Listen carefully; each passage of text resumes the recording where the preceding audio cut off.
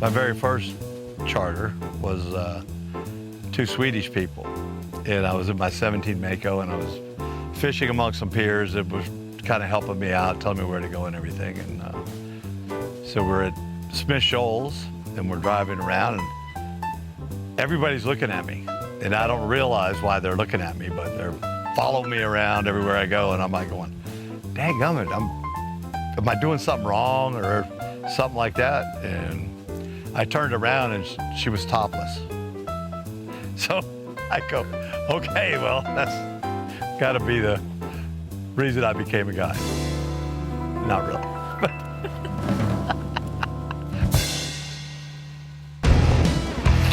Key West has always been a good time, now as it was then.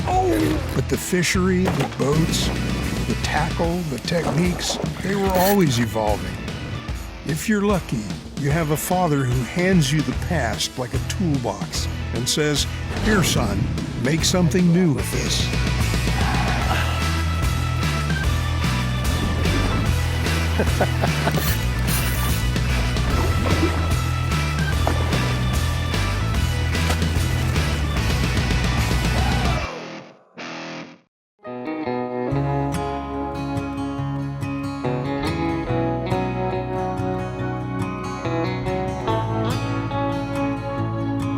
I've done a lot of fishing in a lot of places, but never have I seen anything like this.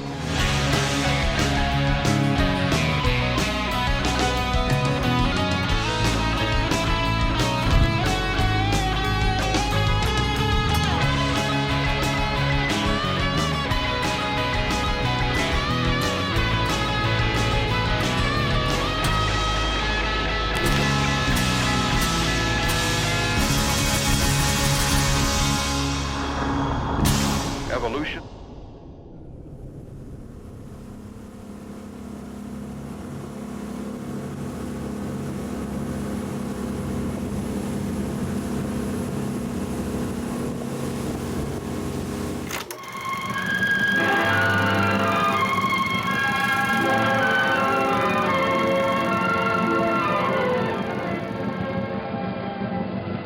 Let's go fishing, boating, and exploring with a family of vacationers.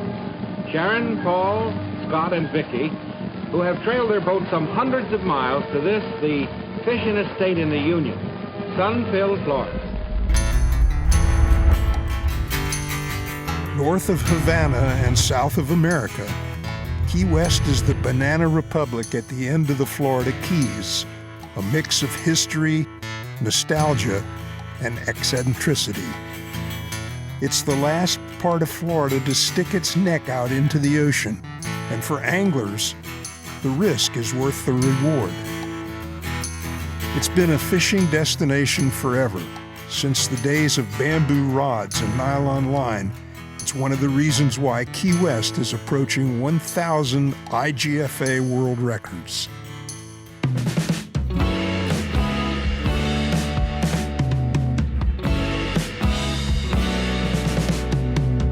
Fishing families are part of Key West's foundation, and count the Trossets among them. But for RT Trosset, his talent was not handed down, but earned. I ended up in the Keys in 1975. I just graduated from the University of Florida. I decided that I didn't want to sell life insurance, and I came down to be a fishing guide. He had never made me go fishing. You know, he always asked me if we wanted to go. It's always very relaxed and just going out to have a good time.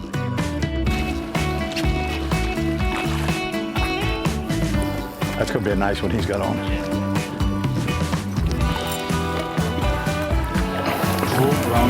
Lumber. What'd you get? A mangrove snapper. Oh, A big one. I'm gonna, That'll get your attention. yeah, that one will. Oh, yeah.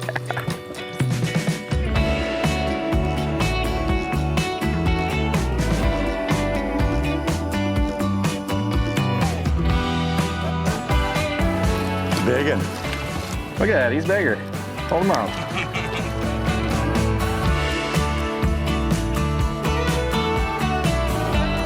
Oh, baby. I don't know what I got here.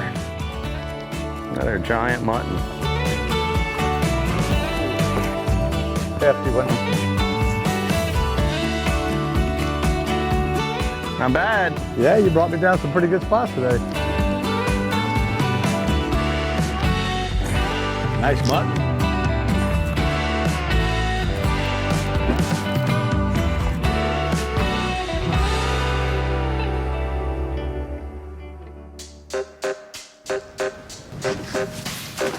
When we return, a cast net leads to a mixed bag.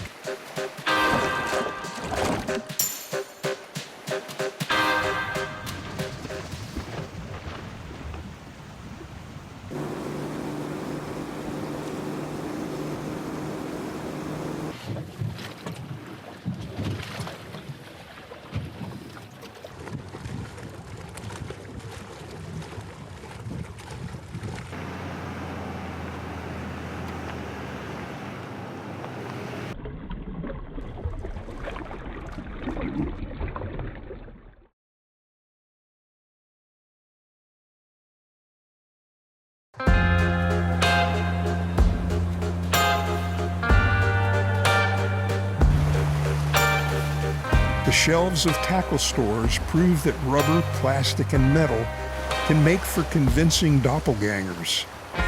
But for the Trossets, successful fishing in Key West means bringing live bait or staying home. Live bait is like the key to a great day, or you can have a mediocre day.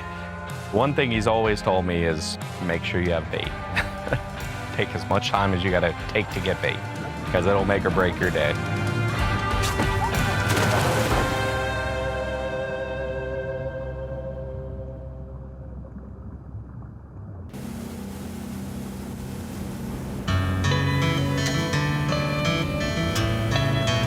In Key West, approaching a productive fishing spot is like getting in line for the ATM. It takes some exploring to identify new spots you can keep to yourself. Chris plugs in the lat lawn and takes us to a lesser-known locale further south.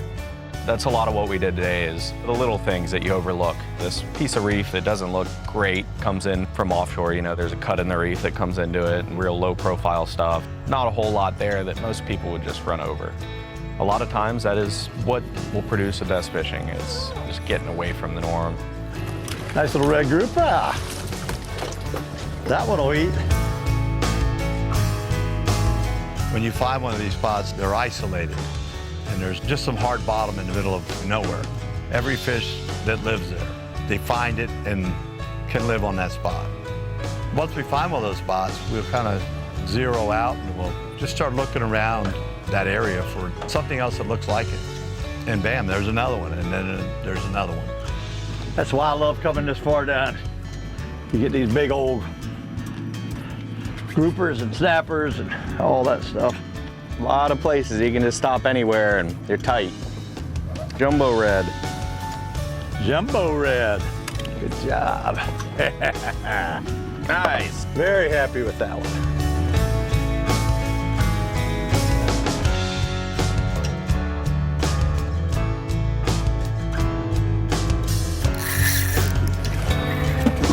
Mutton snapper is the most diverse snapper.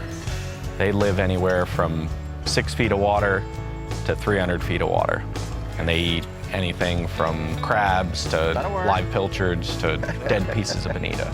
There's so many ways to catch them and so many places to catch them. It's really one of our staples in Key West. Pump and reel, pump and reel. That jack has gone all the way down to Davy Jones' lump. He's headed under the boat. Keep him clear of that prop.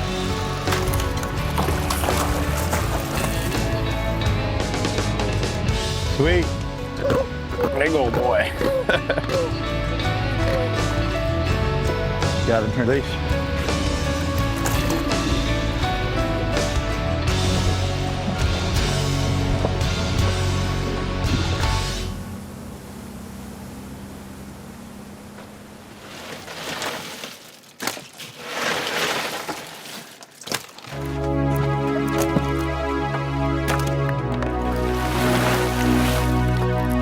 Stay with us, friends, as the Trossets head to a few wrecks and reefs, the preferred spots for permit.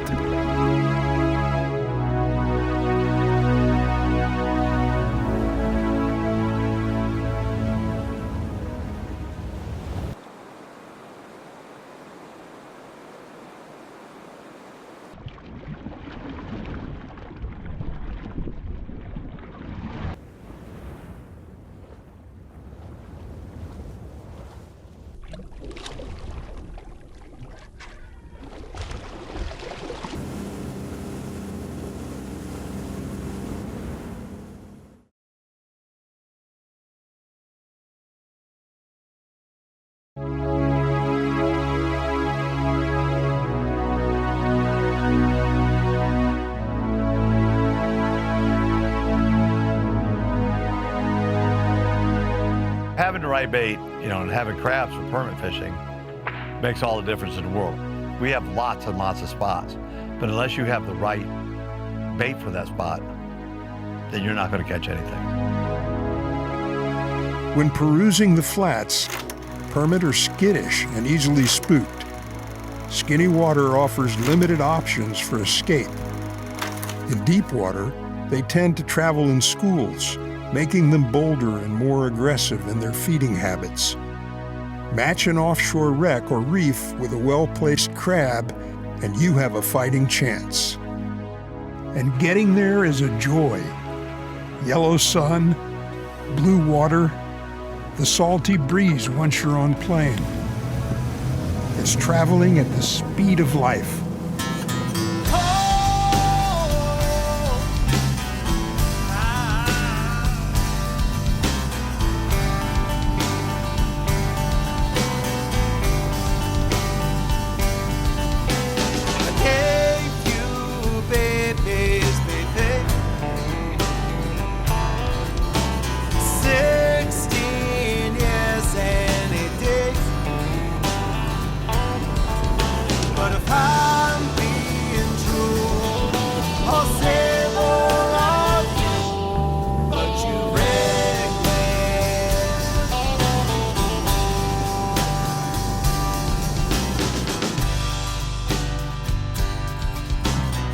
If there's any permit here, should be up here in this grass.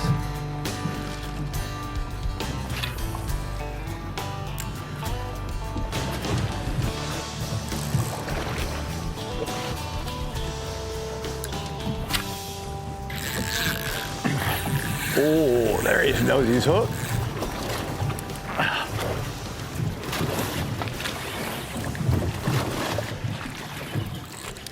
Oh, he's going the right way. He's going the right way this time, but you know how that goes. He can go right back the other way.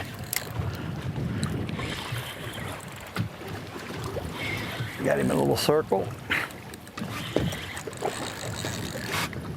See him yet? Yeah, there he is. Nice permit. It's a P. Big old yellow belly. Still a nice fish. Nothing wrong with that. Hold on. I'll get him up there. Sweet, he's bigger than we thought. Decent fish, yeah, man. Nice day when you catch a permit with your son. Nice fishy. That's the first permit I caught in a while. It's been a while, huh? Definitely not one this year. Yeah? I've been lucky on permit my whole career. I've always been able to find permit. Yeah. Even on the flat, bonefish are like my nemesis, and permit are supposedly harder to catch, and I do way better on them.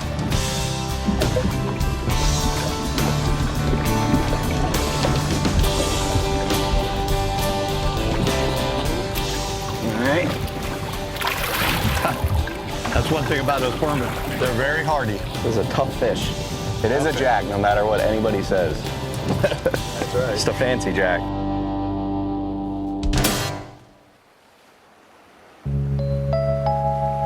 Up next, a final afternoon with the Trossets. A rewarding outing thanks to a career filled with practice and experience ×2.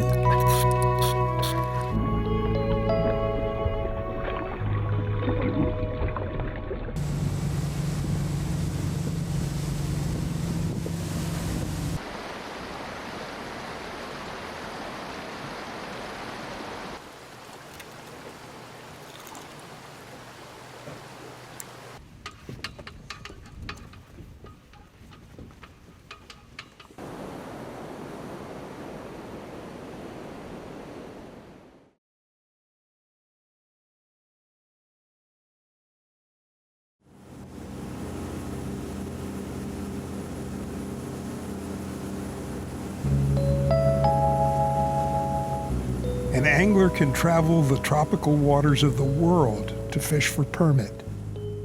From Belize to Australia to the Seychelles to Key West, Florida, home to roughly half of all of the IGFA world records for permit.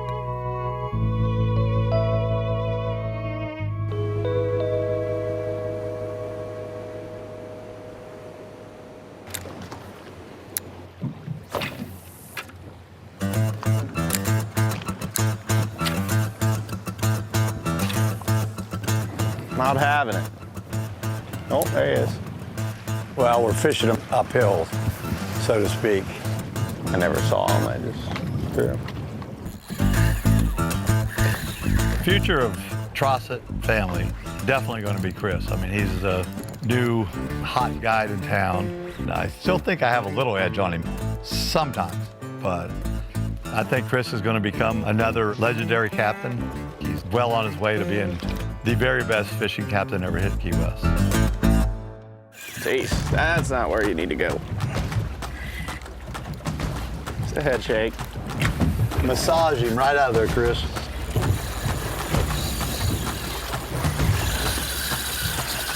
Ooh, that was a smoke and run.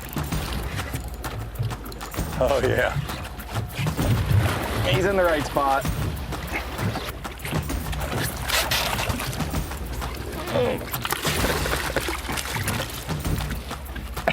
You know what? Still a It's permit. a permit. A permit is a permit, buddy. Good job. Thank you. The time Chris and I get to fish together is pretty limited. He's booked all the time, I'm booked all the time. Days like today are special. Do you believe that run he makes? I mean, he was funky.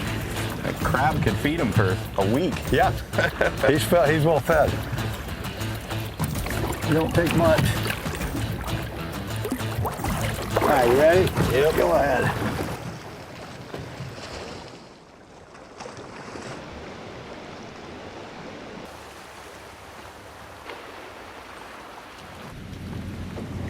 That's a pile of them there, bud. Running all over the place. Still see him? Right at 1 o'clock. I need to get a little closer with a smaller one. That's good.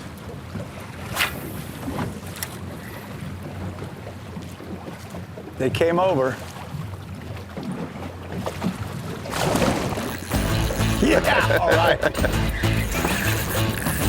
Oh, he's going over it. You might be able to stop it. Nice Yeah, he's a pull. little one. Come here. No, quit it.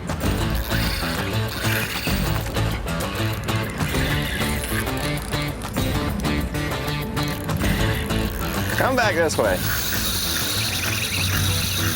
Oh, we made it that time. That was a good idea going down to that smaller crab. That one was bite size. Nicely done. A cute little guy. That's a fun fish to catch.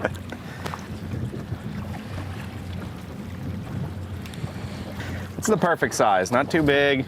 Won't hurt, they don't hurt you too bad. No, Fighting them. You just gotta have small crabs. apparently. Apparently that.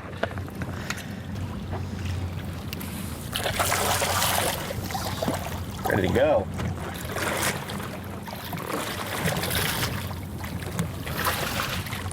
Well, he took off nicely. Thanks, Big Daddy. Good shot.